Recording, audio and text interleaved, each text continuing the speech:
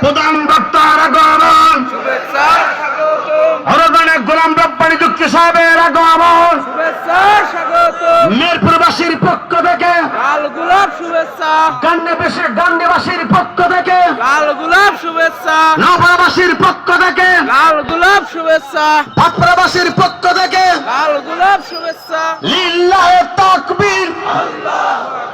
প্রধান বক্তার আগমন, এলাকাবাসীর পক্ষ থেকে, যুব কমিটির পক্ষ থেকে, মিলন ভাইয়ের পক্ষ থেকে লিল্লাহে তাকবীর।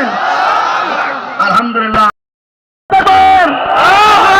লিল্লাহে তাকবীর। আল্লাহু আকবার। প্রধান বক্তার আগমন, শুভেচ্ছা স্বাগতম, এলাকাবাসীর পক্ষ থেকে লাল গোলাপ শুভেচ্ছা, গোলাম রব্বানীর আগমন, শুভেচ্ছা স্বাগতম, আজকে আপনার পক্ষ থেকে লাল গোলাপ শুভেচ্ছা। লিল্লাহে তাকবীর। আল কোরআনের আলো, লিল্লাহে তাকবীর।